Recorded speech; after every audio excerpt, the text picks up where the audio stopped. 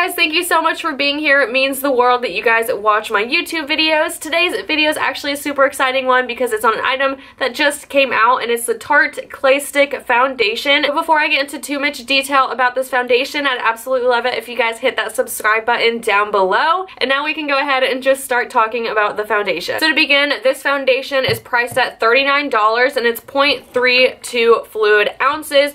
So I'm just going to begin by talking about the price. This retails at $39, which is pretty pricey considering it only has 0.32 ounces in it, and any other foundation bottle that you guys usually buy in the drugstore or even high-end makeup usually has 1 fluid ounce. So this doesn't even have half, and it's still the price of a full foundation bottle. Let's try and pull this up and see how much it has without breaking it. So that is literally everything that comes in the foundation stick, which is literally not a lot at all. I'm pretty disappointed in that. So what this foundation claims, it is a buildable powder to liquid formula that melts into skin for medium to full coverage, leaving a natural finish that looks and feels just like your own skin. So basically it's just supposed to look very natural, but it's supposed to be medium to full coverage. So with that being said, I'm going to go ahead and do the demo for you guys so you can see how it applies with both my beauty blender and my brush, and then I'll be right back after that. On one side of my face, I'm going to use the Benefit Professional just to see how well this foundation will do with the primer, and then on the other side, I'm obviously going to use no primer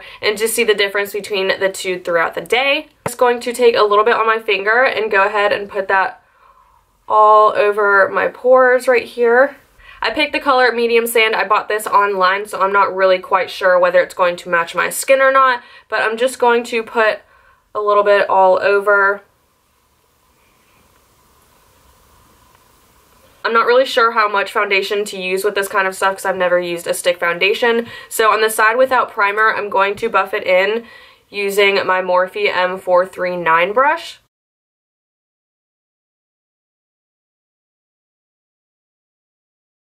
I'd say the color matches my face pretty good, so I'm really happy about that. I'm going to see how it does with the Beauty Blender.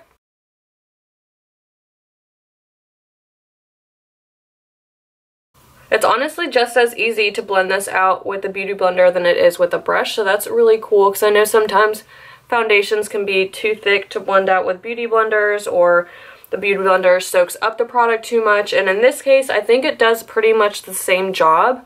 So there's still a little bit of my breakouts peeking through right here, and there's definitely still skin peeking through. I'd say it's more of a medium coverage foundation. I'm going to zoom in real quick just so you guys can see what I'm talking about. As you can tell, you can still see my skin through it, especially right here on my nose. I don't think I put enough on there.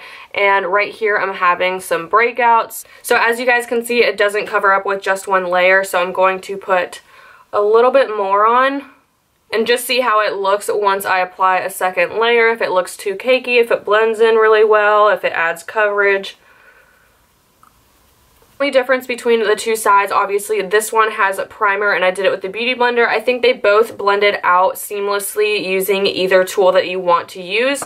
But this side right here with the primer, I feel like the foundation clung a little bit to it. Like the foundation kind of has like a silicone-y, dry feeling. It doesn't feel wet like most foundations you can blend out and you feel like it's just water on your face. This is more of like a dry textured foundation, so I feel like it definitely clings a lot more to patches. Like I have my dry patch into my redness right here and it's clinging to it already. I'm going to do the rest of my face and then I'll come back for a final look just to tell you guys how it layered on top of each other before I do all the other checkups throughout the day. So now that I've finished the rest of my face, I am back and this is the completed look with the Tarte Clay Foundation.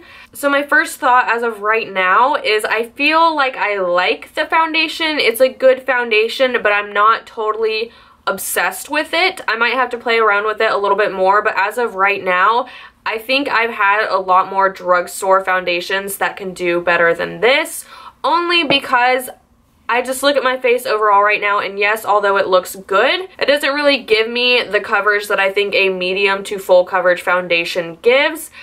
I feel like it's a very, very patchy foundation, if that makes sense. Like on my nose, it was very, very hard to blend in. Around my nose right here, I'm going to zoom in for you guys because it didn't really catch on to those areas. So I feel like because it's not liquid, it can't get into the creases as well as I'd like it for it to. So zooming in, you guys can obviously see my redness right here. a little bit of my breakouts right here as well. And I did use the Tarte Shape Tape Concealer with this.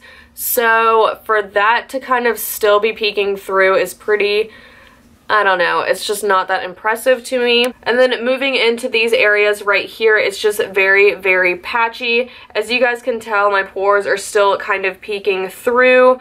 I just wasn't all that impressed with it. As you guys can see, it also went pretty patchy on my nose right here, so I really wasn't that happy with that either. Those are really the only things that bother me about this foundation. It is a very matte formula, so if you're super, super dry, I don't think you'd like this. If you're oily, I think this would be a great stick foundation for you guys. I'm more on the dry side, which might be why this is a little bit patchier for me. I might have to moisturize a little bit more than what I usually do, and that's okay. I don't absolutely hate it. It's just not going to be one of my, oh my gosh, ride or die foundations. So it does say it's a 12-hour wear, and right now it is about 11 a.m. So I will check in a couple hours and let you guys know how I'm feeling about it. Hey guys, I'm back and it is about 4 o'clock, so I've had the foundation on for like 5-ish hours right now, and then I'm going to do another one probably at like 9 or 10 o'clock so you guys can get a good like 10-hour frame. Let me zoom you guys in so you can see a little bit more.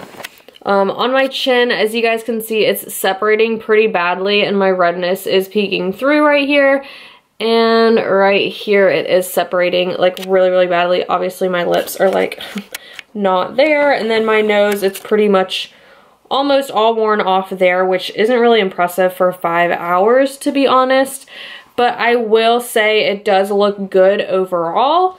It's just those two areas, my nose and my chin, that aren't really sticking well, and that's kind of a big deal just because I do have a lot of redness in this T-zone area right here, as do most people. So I guess we'll see at hour 10 how it all wore, and then I'll let you guys know my final thoughts. Alright, so it's been about 11 hours that I've been wearing the foundation, so I can give you guys a pretty good overall opinion on it. The side with the primer did not hold up any better or any worse than the side without it. That I think really doesn't make a difference. Overall, like I was saying, there are a lot of drugstore foundations that I think last longer and give you better coverage, and it's obviously a lot cheaper. So for 0.32 ounces and $39, that just seems like a lot for what this foundation is. I think it's a great short-term foundation, so if you have an event to go to that's just a couple hours long and you're gonna come home and take it off, then this would be a great foundation to wear to that. But I definitely wouldn't wear it as like an everyday full coverage glam, like I need it to last all day long type thing, because it really didn't last me